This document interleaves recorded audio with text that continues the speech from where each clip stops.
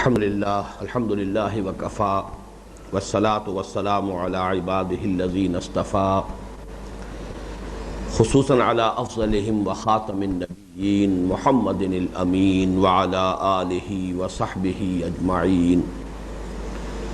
اما بعد فاعوذ باللہ من الشیطان الرجیم بسم اللہ الرحمن الرحیم رب اشرح لی صدری ویسر لی امری واحلل عقدۃ من لسانی یفقہوا قولی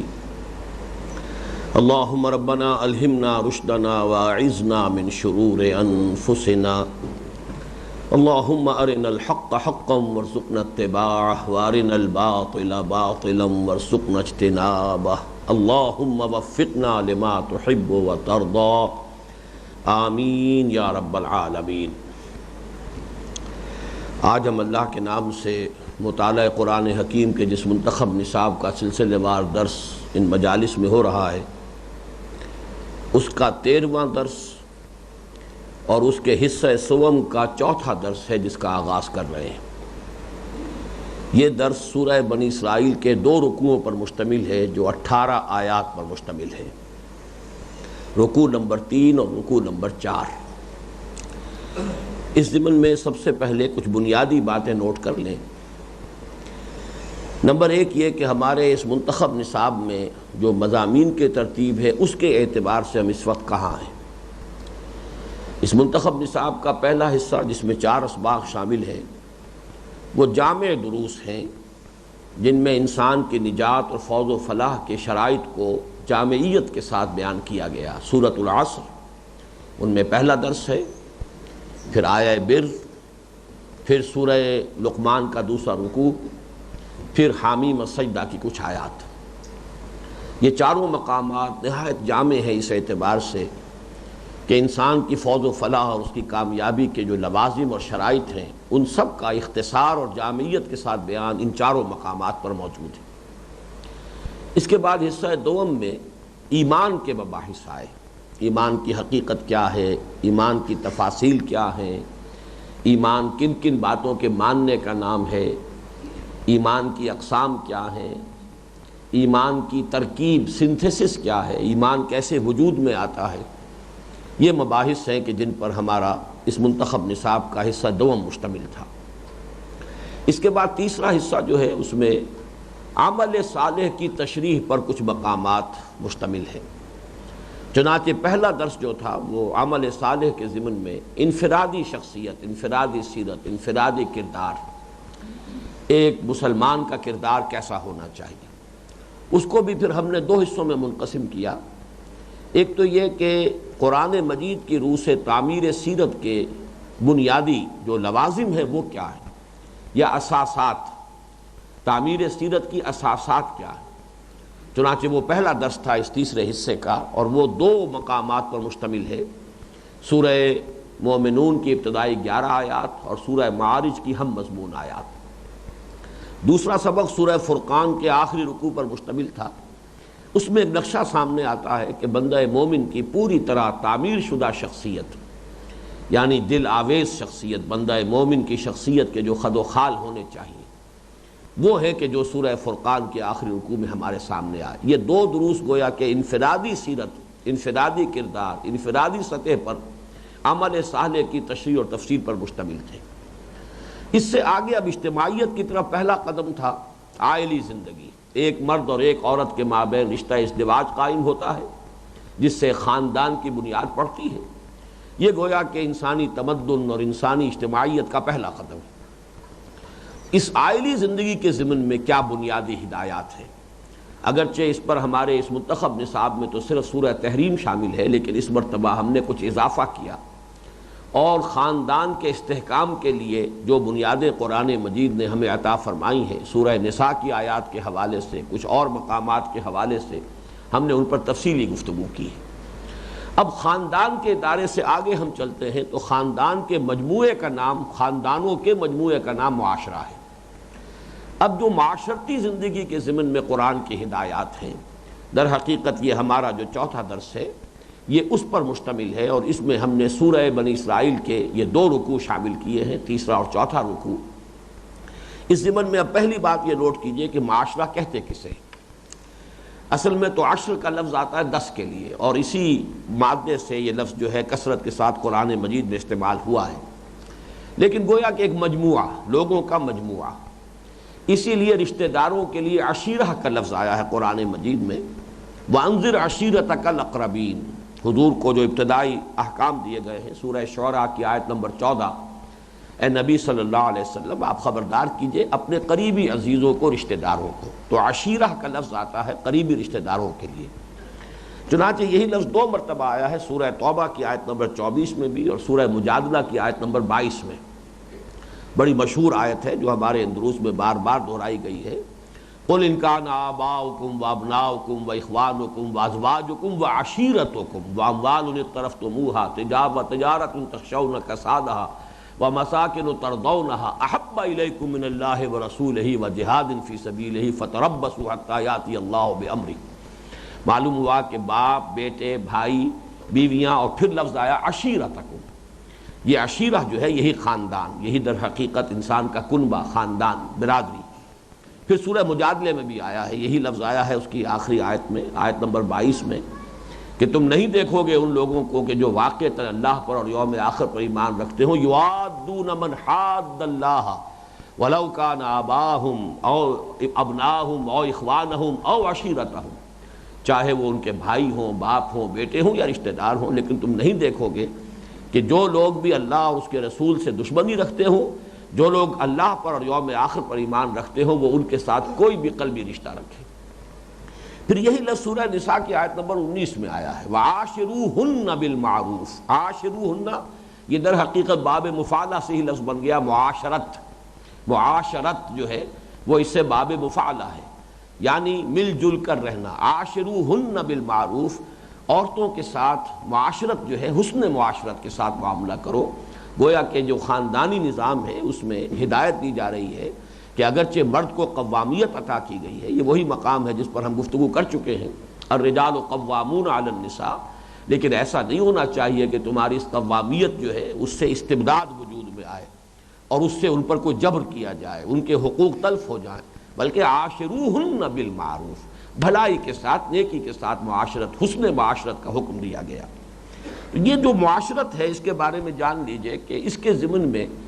اہم ترین شے تو وہی ہے عائلی نظام، اس لیے کہ معاشرہ کہتے کسے، خاندانوں کے مجموعے کا نام معاشرہ ہے، معاشرے کی اکائی خاندان ہے، اسی لیے لفظ جیسا کہ میں نے عرض کیا وہ خاندان کے سلسلے میں آیا، عاشروہن بالمعروف۔ گویا کہ اگر خاندان کا ادارہ مستحکم ہے تو معاشرہ مستحکم ہوگا، خاندان کے ادارے میں خیر ہے، صلاح ہے، فلاح ہے،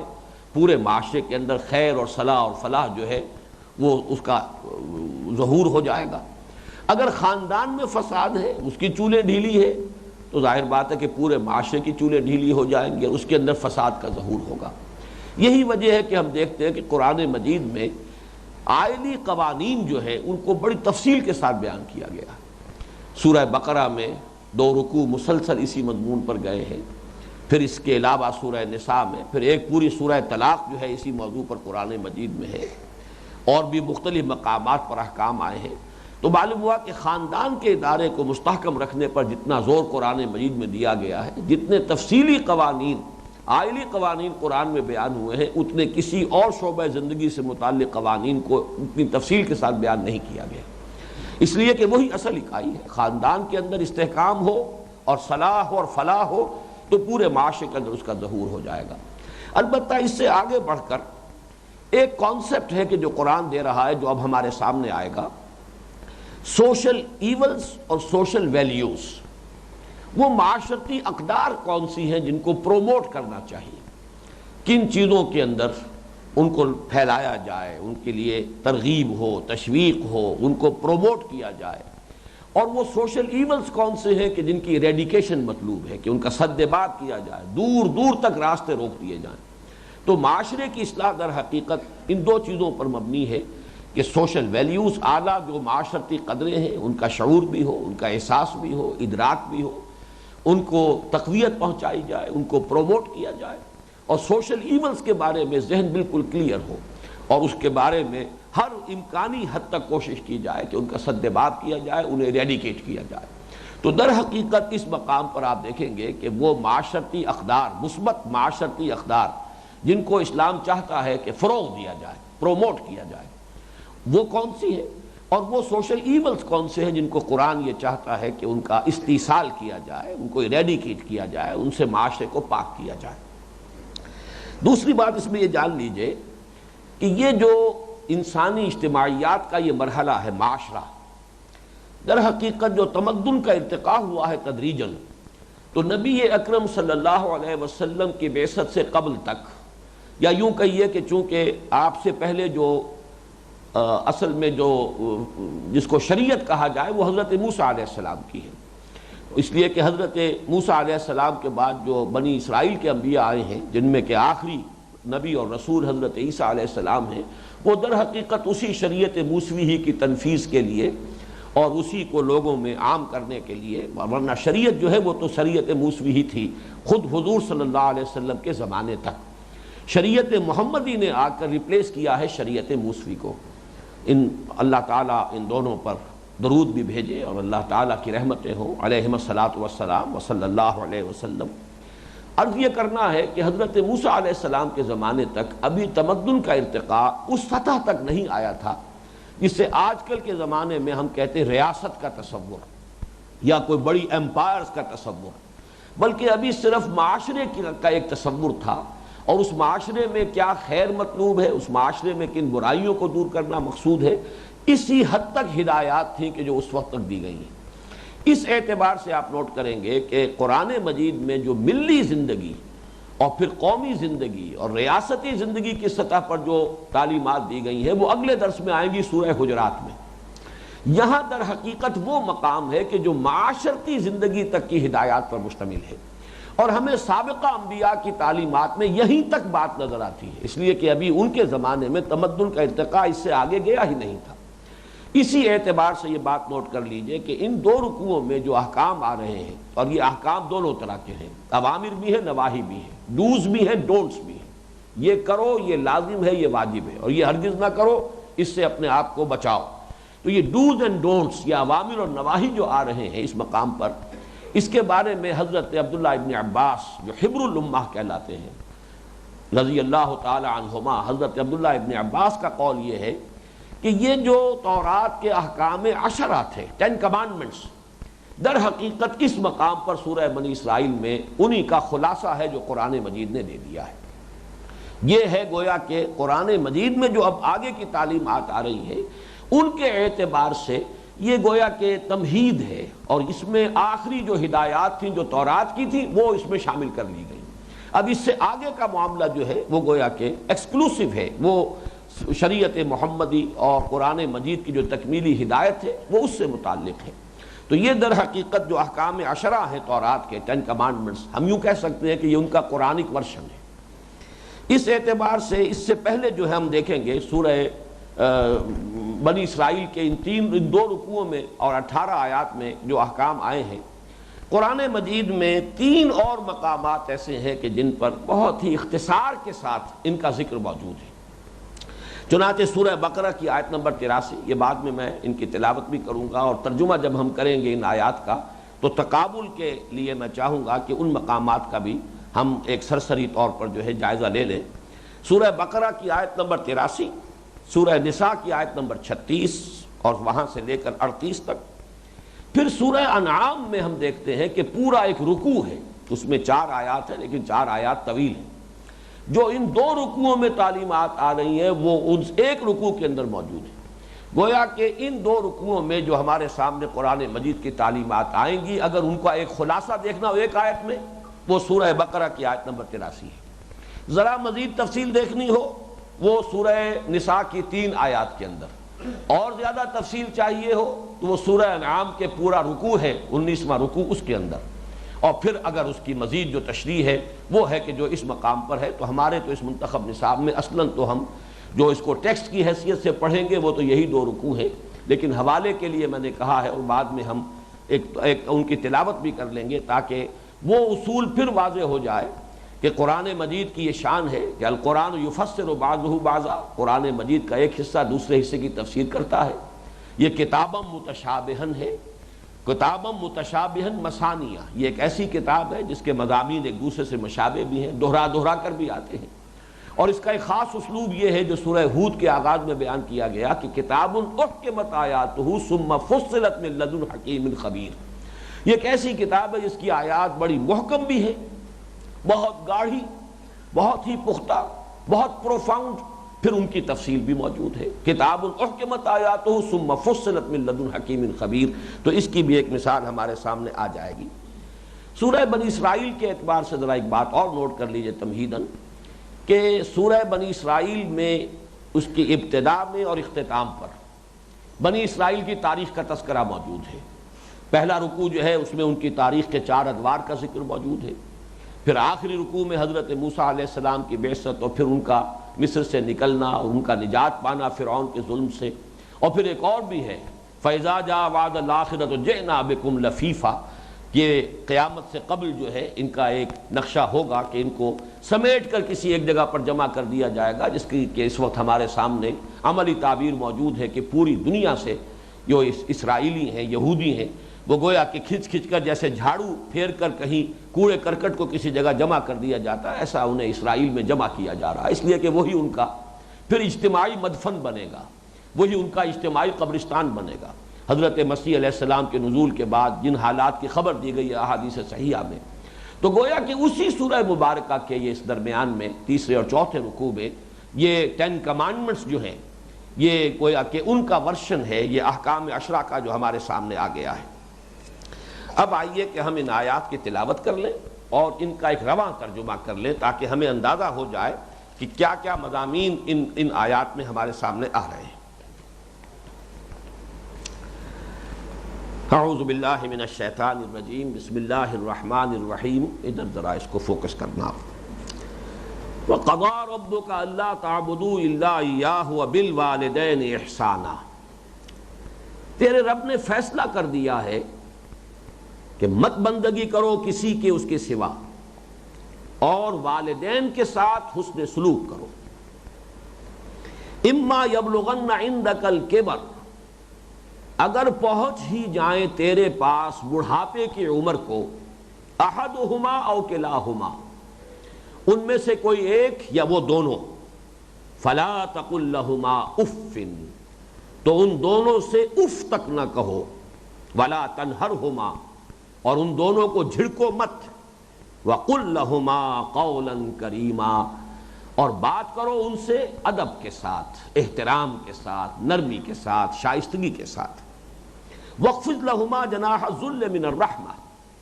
اور جھکا کر رکھو ان کے سامنے اپنے بازو شفقت کے ساتھ اور رحمت کے ساتھ۔ وَقُلْ رَبِّ ارْحَمْهُمَا، اور دعا کیا کرو کہ اے رب میرے ان دونوں پر رحم فرما، کما ربیانی صغیرہ، جیسے کہ ان دونوں نے مجھے پالا پوسا جبکہ میں چھوٹا سا تھا۔ ربکم اعلم بما فی نفوسکم، تمہارا رب خوب جانتا ہے جو کچھ کہ تمہارے جیوں کے اندر ہے، تمہارے دلوں کے اندر ہے، تمہارے باطن کے اندر ہے۔ ان تکونوا صالحین، اگر تم واقعی نیک ہوئے، اگر تم واقعی درست ہوئے،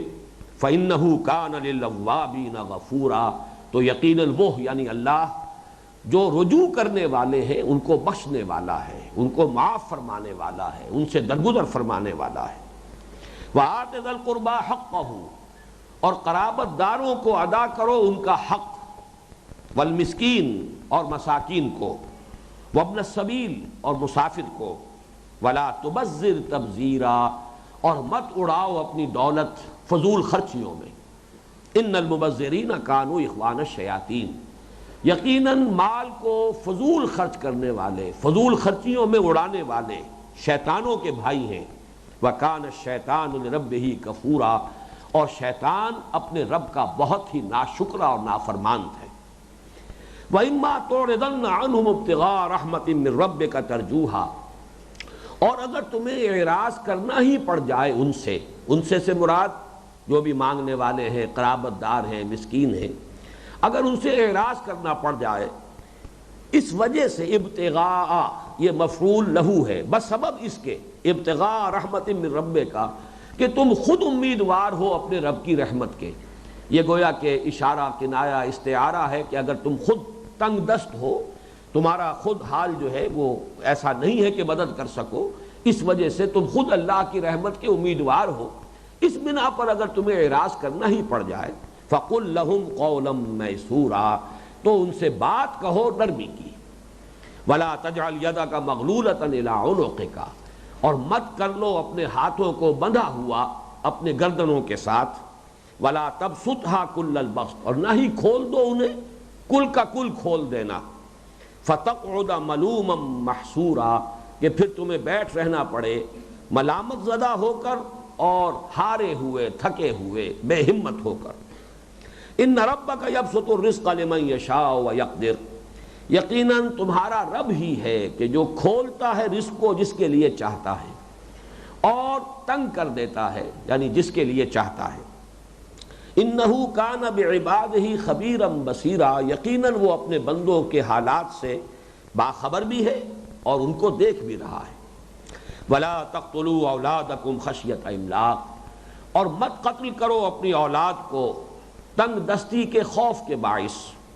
نحن نرزقهم وإیاکم، ہم ہی رزق دیں گے ان کو بھی اور خود تمہیں بھی،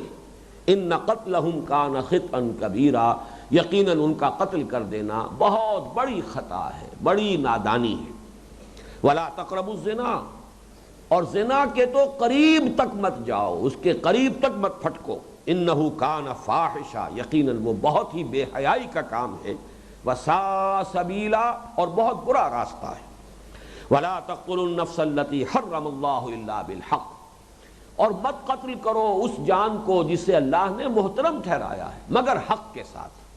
یعنی اگر قانون کی زد میں آ گئی ہے کسی کی جان تو بات دوسری ہے، الا بالحق۔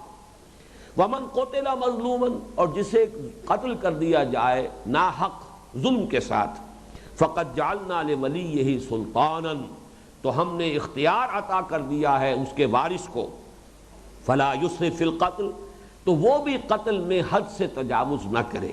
انہ کان منصورا، یقیناً اس کی مدد کی جائے گی، یقیناً اس کے ساتھ تعاون ہوگا۔ ولا تقربوا مال الیتیم الا باللتی ہی احسن، اور مت قریب جاؤ یتیم کے مال کے مگر اس طور سے جو سب سے عمدہ ہو، بہت ہی اعلیٰ، بہت عمدہ، حتی یبلغ اشدہ، یہاں تک کہ وہ پہنچ جائے اپنی پوری پختگی کو، اپنی پوری قوت کو۔ وَأَوْفُوا بِالْعَہْدِ، اور عہد کو پورا کیا کرو، ان العہد کان مسئولا، یقیناً عہد کے بارے میں باز پرس ہوگی۔ وَأَوْفُوا الْكَيْلَ إِذَا كِلْتُمْ، اور پیمانے کو پورا بھرا کرو جبکہ تم ماپ کر دے رہے ہو۔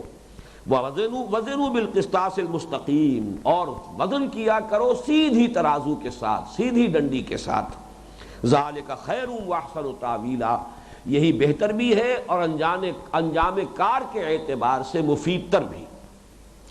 وَلَا تَقْفُ مَا لَيْسَ لَكَ بِهِ عِلْمٌ، اور مت پیچھے پڑو اس شے کے جس کے لیے تمہارے پاس کوئی علم نہیں ہے۔ ان السمع والبصر والفؤاد، یقیناً کان اور آنکھیں اور دل،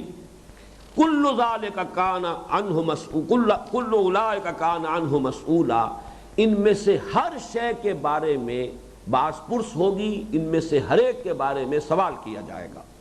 ولا تمش فی الارض مرحا، اور مت چلو زمین میں اکڑ کر، انک لن تخرق الارض ولن تبلغ الجبال طولا، یقیناً تم نہ تو زمین کو پھاڑ سکتے ہو نہ ہی تم پہاڑوں تک پہنچ سکتے ہو بلندی میں۔ کل ذالک کان سیئہ عند ربک مکروہا، یہ تمام چیزیں ان کی جو برائی ہے وہ تیرے رب کو بہت ہی ناپسند ہے۔ ذالک مما اوحی الیک ربک من الحکمہ، یہ ہے وہ باتیں جو وحی کی ہیں اے محمد صلی اللہ علیہ وسلم آپ کی طرف آپ کے رب نے حکمت میں سے، یہ ہے دانائی، یہ ہے حکمت، یہ ہے عقل کی پختگی کی باتیں۔ ولا تجعل مع اللہ الہا آخر، اور ہرگز مت ٹھہرانا اللہ کے ساتھ کسی اور الہ کو، فتلقی فی جہنم ملوما مدحورا، تو جھونک دیے جاؤ گے جہنم کے اندر ملامت زدہ ہو کر، دھکے دیے جا کر۔ افاصفاکم ربکم بالبنین، لوگوں سوچو کیا تمہیں تو پسند کر لیا ہے، ترجیح دی ہے تمہارے رب نے بیٹوں سے، واتخذ من الملائکۃ اناسا، اور خود اپنے لیے فرشتوں کی شکل میں بیٹیاں اختیار کر لی ہیں۔ انکم لتقولون قولا عظیما، واقعہ یہ ہے کہ تم بہت ہی بڑی بات کہہ رہے ہو، بڑی گستاخی کی بات ہے جو اللہ کی جناب میں کہہ رہے ہو۔ صدق اللہ العظیم۔ اب آئیے ہم اس کے بارے میں ذرا پہلے تو بحیثیت مجموعی کچھ باتوں پر غور کر لیں۔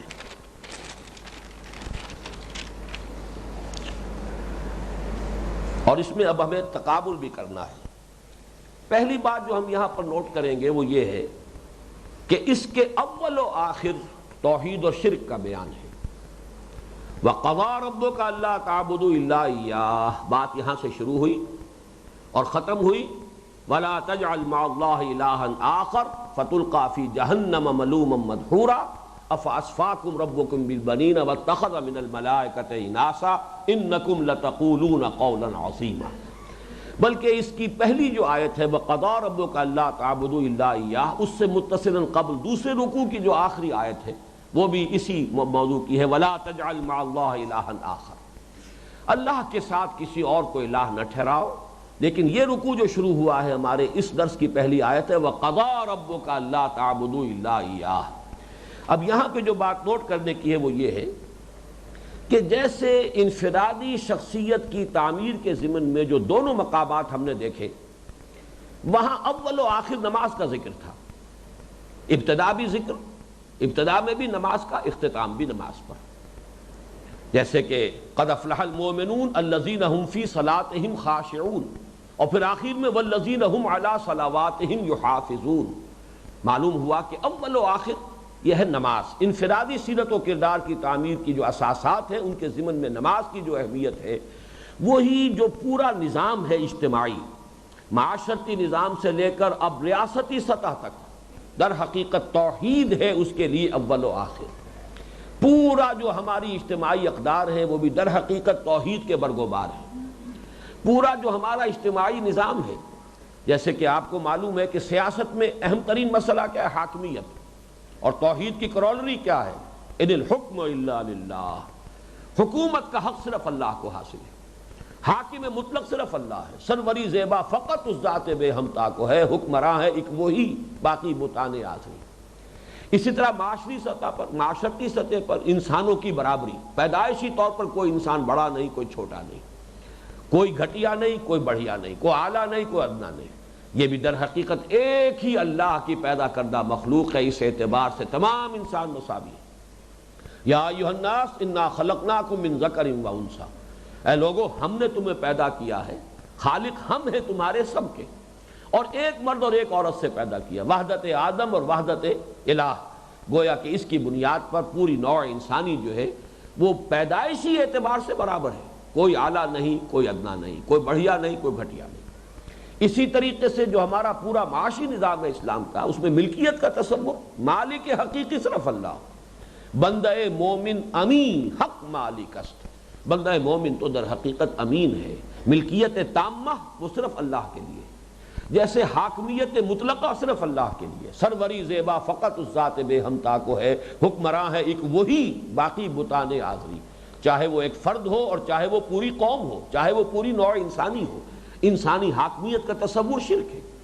معلوم یہ ہوا کہ در حقیقت ابتدا اور انتہا، ان تمام معاملات کا احاطہ کرنے والی شے جو ہے وہ در حقیقت توحید ہے، لہذا یہاں اول و آخر توحید کا ذکر ہے، وَقَضَىٰ رَبُّكَ أَلَّا تَعْبُدُوا إِلَّا إِيَّاهُ، اور اختتام لا تجعل مع اللہ الہا آخر فتلقى فی جہنم ملوما مدحورا۔ البتہ ایک نکتہ اور نوٹ کیجئے، توحید کی دو قسمیں ہیں، ایک توحید عملی ہے، ایک توحید عقیدے کی۔ توحید عقیدے کا اختتام پر ذکر ہوا ہے، لا تجعل مع اللہ الہا آخر، اللہ کے ساتھ کسی اور کو الہ نہ بنا لینا، اور اس کی ایک اہم ترین جو اس کی ایک قسم ہے کہ جیسے کہ مکے کے لوگوں نے اور عرب کے لوگوں نے فرشتوں کو خدا کی بیٹیاں قرار دے دیا تھا، افاصفاکم ربکم بالبنین واتخذ من الملائکۃ اناثا انکم لتقولون قولا عظیما۔ وہ ہے عقیدے کی توحید اور عقیدے کا شرک، اور جو ہے توحید عملی اور شرک عملی، اس کے ذکر سے بات شروع کی گئی ہے، وَقَضَىٰ رَبُّكَ أَلَّا تَعْبُدُوا إِلَّا إِيَّاهُ، یہ ہے توحید عبادت۔ تیرے رب نے فیصلہ کر دیا ہے کہ مت پوجو، مت بندگی کرو سوائے اس کے کسی کی، یہ جو ہے عبدیت جو ہے کلیتاً اللہ کے لیے ہو جائے، فاعبد اللہ مخلصا لہ الدین، بس بندگی کرو اللہ کی اپنے پورے دین اور پوری اطاعت کو اس کے لیے خالص کرتے ہوئے۔ تو توحید کے یہ جو دو پہلو ہیں، توحید عملی اس کا آغاز میں، توحید عقیدے کی اس کا ذکر اختتام پر، لیکن یہ کہ اول و آخر توحید ہے۔ دوسرا معاملہ جو اہم ہے وہ ہے ادائے حقوق کا، جیسے کہ ہمارا جو منتخب نصاب کا تیسرا درس ہے سورہ لقمان کا دوسرا رکوع، اس میں ادائے حقوق کی بحث آ چکی ہے۔ انشکر لی ولوالدیک، پہلی بات وہاں شروع ہوئی تھی اس سے، وَلَقَدْ آتَيْنَا لُقْمَانَ الْحِكْمَةَ أَنِ اشْكُرْ لِلَّهِ وَمَنْ يَشْكُرْ فَإِنَّمَا يَشْكُرُ لِنَفْسِهِ وَمَنْ كَفَرَ فَإِنَّ اللَّهَ غَنِيٌّ حَمِيدٌ وَإِذْ قَالَ لُقْمَانُ لِابْنِهِ وَهُوَ يَعِظُهُ يَا بُنَيَّ لَا تُشْرِكْ بِاللَّهِ إِنَّ الشِّرْكَ لَظُلْمٌ عَظِيمٌ وَوَصَّيْنَا الْإِنسَانَ بِوَالِدَيْهِ حَمَلَتْهُ أُمُّهُ وَهْنًا عَلَى وَهْنٍ وَفِصَالُهُ فِي عَامَيْنِ أَنِ اشْكُرْ لِي وَلِوَالِدَيْكَ۔ تو وہ شکر کا فلسفہ کہ انسان پر جس نے بھی کوئی احسان کیا ہے اس کا وہ احسان مند ہو، اس کا حق مانے، اس کا شکریہ ادا کرے، اس کا شکر کرے۔ سب سے پہلا احسان اللہ کا ہے، اور اس کا احسان کا حق ادا کرنا کیا ہے؟ اس کے ساتھ شرک نہ کیا جائے۔ اور پھر اللہ کے بعد ادائے حقوق میں والدین سب سے پہلے آئیں گے۔ تو یہاں بھی آپ دیکھ رہے ہیں وَقَضَىٰ رَبُّكَ أَلَّا تَعْبُدُوا إِلَّا إِيَّاهُ وَبِالْوَالِدَيْنِ إِحْسَانًا۔ اس کے بعد تدریجاً والدین کے بعد رشتہ دار ہیں، قرابت دار ہیں، یتیم ہیں، مسکین ہیں، معاشرے میں جو بھی ایسے لوگ ہیں کہ جو کسی سبب سے امداد کے محتاج ہیں، یہ ان کا ایک حق ہے کہ جو ہر انسان کے اوپر اللہ نے رکھ دیا ہے۔ تو در حقیقت اسلام کے معاشرتی نظام کا جو اصل بنیادی فلسفہ ہے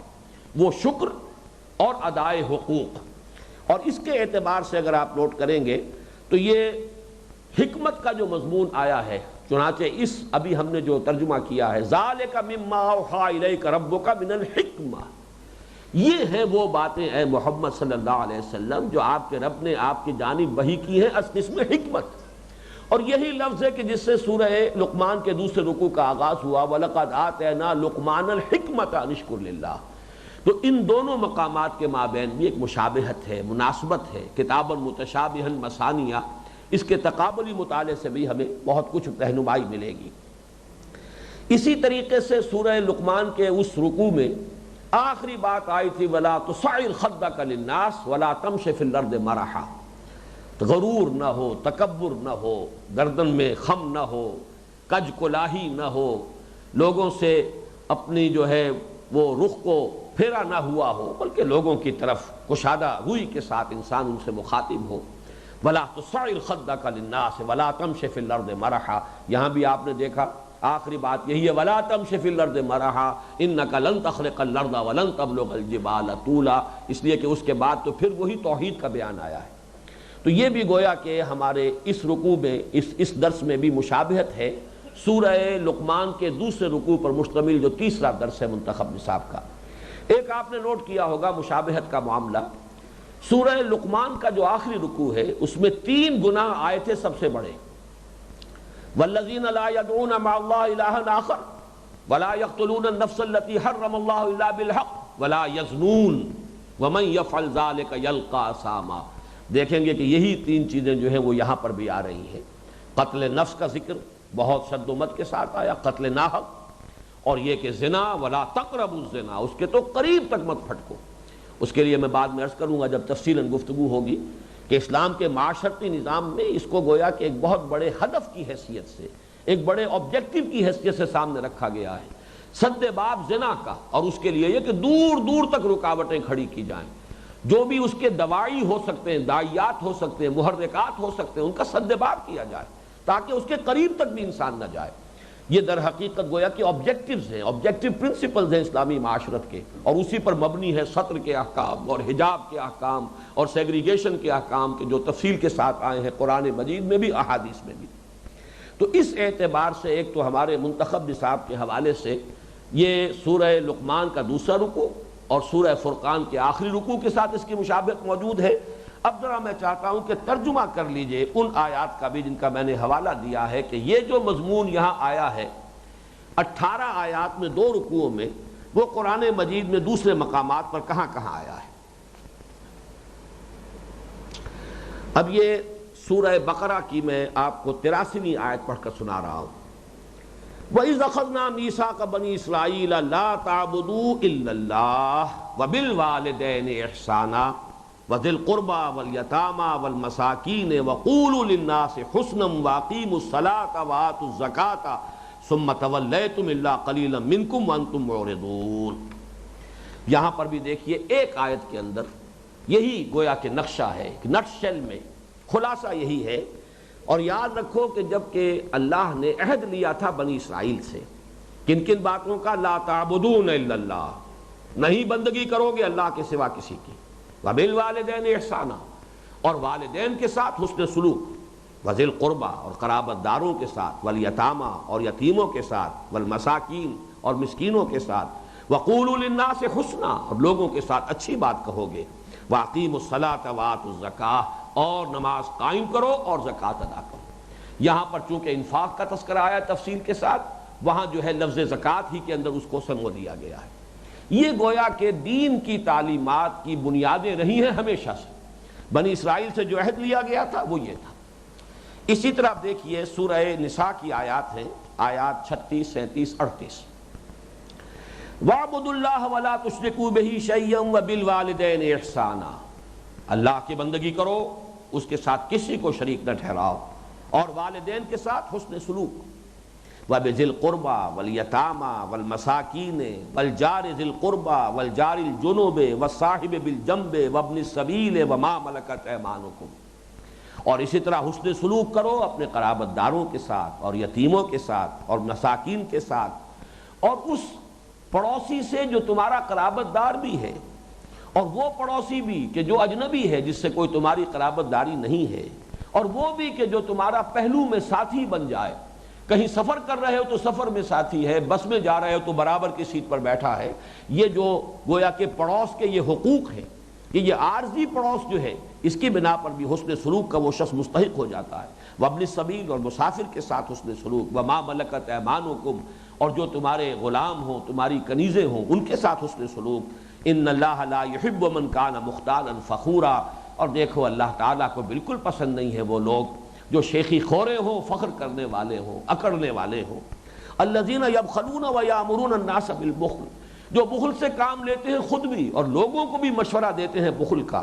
وَيَكْتُمُونَ مَا آتَاهُمُ اللَّهُ مِنْ فَضْلِهِ، اور چھپاتے ہیں جو فضل اللہ نے اپنا انہیں عطا کیا ہے، کہ کہیں ایسا نہ ہو کہ ہمیں خوشحال دیکھ کر کوئی سوال ہی کر بیٹھے۔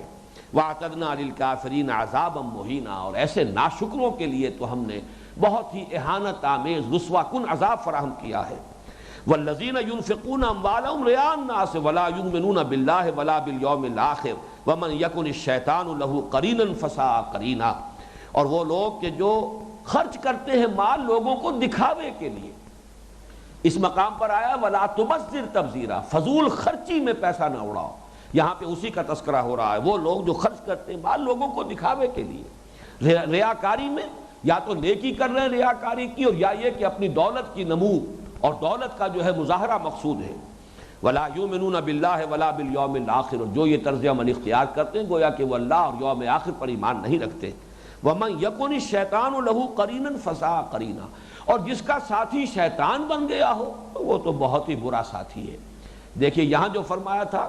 کہ ان المبذرین کانوا اخوان الشیاطین، یہ مبذرین جو ہیں یہ تو شیطانوں کے بھائی ہیں، بالکل وہی بات وہاں کہی گئی کہ شیطان جن کا ساتھی بن جائے وہ تو پھر بہت ہی برا ساتھی ہے۔ اسی طرح آئیے کہ ذرا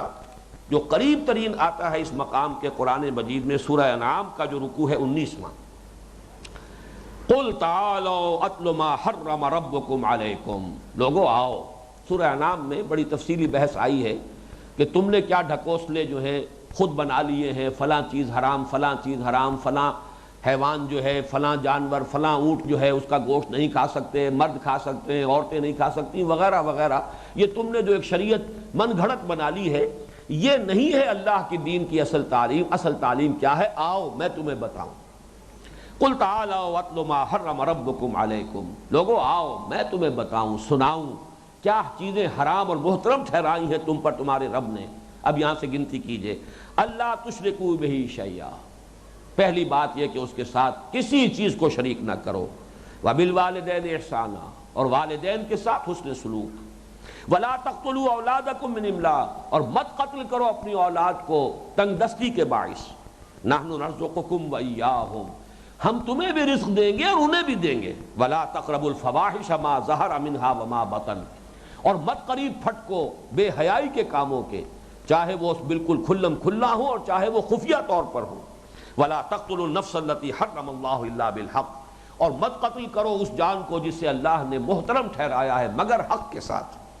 ذالکم وصاکم بہ لعلکم تعقلون، یہ ہیں وہ چیزیں جن کی اللہ نے تمہیں وصیت کی ہے تاکہ تم عقل سے کام لو، تدبر کر سکو، غور و فکر کر سکو، سوچ بچار کرو۔ ولا تقربوا مال الیتیم الا بالتی احسن حتی یبلغ اشدہ، اور مت قریب جانا مال یتیم کے مال کے مگر اس طور سے کہ جو نہایت عمدہ ہو، نہایت اعلیٰ ہو، اس کے مال کی حفاظت کرو، اس کو سنبھال کر رکھو، اس کو بڑھانے کی فکر کرو یتیم کے لیے، اس کو ہڑپ کرنے کی فکر نہ کرو، ہیلوں بہانوں سے اس کو ہڑپ کر جانے کی اسکیمیں نہ بناؤ، حتیٰ یبلغ اشدہ، یہاں تک کہ وہ اپنی پوری پختگی کو پہنچ جائے، وَأَوْفُوا الْكَيْلَ وَالْمِيزَانَ بِالْقِسْطِ، اور دیکھو پیمانہ ہو یا وزن کر رہے ہو پورا پورا کیا کرو، عدل کے ساتھ، انصاف کے ساتھ، لا نکلف نفسا الا وسعها، ہم نہیں ذمہ دار ٹھہرائیں گے کسی جان کو مگر اس کی وسعت کے مطابق، وَإِذَا قُلْتُمْ فَعْدِلُوا وَلَوْ كَانَ ذَا قُرْبَىٰ، اور جب کوئی بات کہو، کہیں کسی مسئلے میں رائے دو، کوئی فیصلہ کرو تو عدل سے، چاہے وہ قرابت دار ہو، اس کو نہ دیکھو کہ کون تمہارا رشتہ دار ہے کہ جس کی تمہیں کوئی حمایت کرنی ہے یا طرفداری کرنی ہے، بلکہ یہ کہ جو عدل کا تقاضا ہے پورا کرو، وَبِعَهْدِ اللَّهِ أَوْفُوا، اور سب سے بڑھ کر تو جو اللہ کا عہد ہے اسے پورا کرو، اسے نبھاؤ، ذَلِكُمْ وَصَّاكُمْ بِهِ لَعَلَّكُمْ تَذَكَّرُونَ، اور یہ ہے وہ چیزیں جن کی اللہ تمہیں وصیت کر رہا ہے تاکہ تم نصیحت اخذ کر سکو، وَأَنَّ هَذَا صِرَاطِي مُسْتَقِيمًا فَاتَّبِعُوهُ، اور دیکھو یہ ہے میرا راستہ جو سیدھا راستہ ہے، بس اس کی پیروی کرو، ذالکم وصاکم بہ لعلکم تتقون، یہ ہے جو اللہ نے تمہیں وصیت کی ہے تاکہ تم تقوی کی روش اختیار کرو یا یہ کہ تم اللہ کے عذاب سے بچ سکو۔ ثم آتینا موسیٰ الکتاب تماما علی الذی احسن وتفصیلا لکل شیء وہدی ورحمۃ لعلہم بلقاء ربہم یؤمنون، اب یہاں اشارہ کر دیا گیا یہی چیزیں تھیں کہ جو ہم نے موسیٰ کو عطا کی تھی اور موسیٰ کے ذریعے سے ہدایت بنا کر گویا کہ بنی اسرائیل کو عطا کی تھی، یہی ہدایات ہیں۔ اس کے بعد فرمایا وَهَذَا كِتَابٌ أَنزَلْنَاهُ مُبَارَكٌ فَاتَّبِعُوهُ وَاتَّقُوا لَعَلَّكُمْ تُرْحَمُونَ، اور موسیٰ کی کتاب کے بعد اب یہ کتاب ہے قرآن حکیم کہ جو ہم نے نازل فرمائی ہے برکت والی بنا کر، بس اس کی پیروی کرو اور تقوی اختیار کرو، بچتے رہو تاکہ تم پر رحم کیا جائے۔ معلوم ہوا کہ القرآن یفسر بعضہ بعضا، قرآن کا ایک حصہ دوسرے حصے کی تفسیر بیان کر رہا ہے۔ دوسری شان یہ قرآن وہ ہے کہ احکمت آیاتہ ثم فصلت من لدن حکیم خبیر، ایک آیت میں مضمون دیکھنا ہو سورہ بقرہ کی آیت نمبر 83، 3 آیات میں دیکھنا ہو سورہ نساء کی آیات 36، 37، 38، وہی مضمون ایک پورے رکوع میں دیکھنا ہو سورہ انعام کا 19واں رکوع، وہی مضمون مزید تفصیل کے ساتھ سورہ بنی اسرائیل کے یہ 2 رکوع کے جو اس وقت زیر درس ہیں، اور ان میں در حقیقت وہ بنیادی اصول دے دیے گئے ہیں، انہی میں وہ ڈوز بھی ہیں ڈونٹس بھی ہیں، کیا کرنا ہے معاشرتی سطح پر، کس شے کو پروموٹ کرنا ہے، کس چیز کی ترغیب دلانی ہے، کس چیز کا فروغ کا اہتمام کرنا ہے، کن چیزوں کا استحصال کرنا ہے، کن چیزوں کا سد باب کرنا ہے، اور یہ ہے اصل حکمت۔ اس بات کو نوٹ کر لیجئے کہ واقعہ یہ ہے کہ عقل انسانی ان چیزوں کی اس اصل اہمیت کو نہیں سمجھ سکتی، اللہ تعالیٰ ہی کی طرف سے یہ رہنمائی انسان کو عطا ہو سکتی ہے۔ ذرا سا کہیں عدم توازن پیدا ہوتا ہے انسانی تمدن کے معاملات میں، لیکن پھر یہ کہ یک لحظہ غافل گشتم و 100 سالہ راہم دور شد، ذرا سا عدم توازن جو ہے وہ کہاں سے کہاں تک جو ہے اس سے فساد پیدا ہو جاتا ہے، اس کا انسان پہلے سے اندازہ نہیں کر سکتا، جب فساد پیدا ہو چکتا ہے تب معلوم ہوتا ہے کہ غلطی ہوئی ہے۔ لیکن پھر اس غلطی کا ازالہ کرنے کے لیے پھر انسان جو کوئی بھی اپنے ذہن سے تجویز کرتا ہے اس میں پھر کہیں اونچ نیچ، پھر کہیں کو عدم توازن، یہی افراط و تفریط ہے در حقیقت کہ جو پوری نوع انسانی کا مقدر بنی ہوئی ہے کہ رست از بک یک بنتا افتاد در بندے دیگر، اگر کسی ایک مصیبت سے چھٹکارا ملتا ہے انسان کو تو دوسری مصیبت میں مبتلا ہو جاتا ہے، اور اس کی وجہ یہی ہے کہ یہ جو ہے حکمت کی باتیں، یہ جو دانائی کی باتیں ہیں، یہ جو انسانی تمدن کے لیے بنیادی اصول ہیں، وہ در حقیقت اللہ تعالیٰ ہی عطا فرما سکتا تھا اور اللہ ہی نے عطا فرمائے ہیں۔ ہمارا کام یہ ہے کہ ہم ان کی پیروی کریں، ان پر غور و فکر کریں، ان پر تدبر کریں، ان کو سمجھنے کی کوشش کریں، اور پھر یہ کہ ان کو اپنا رہنما بنائیں۔ بارک اللہ لی ولکم فی القرآن العظیم ونفعنی وإیاکم بالآیات والذکر الحکیم۔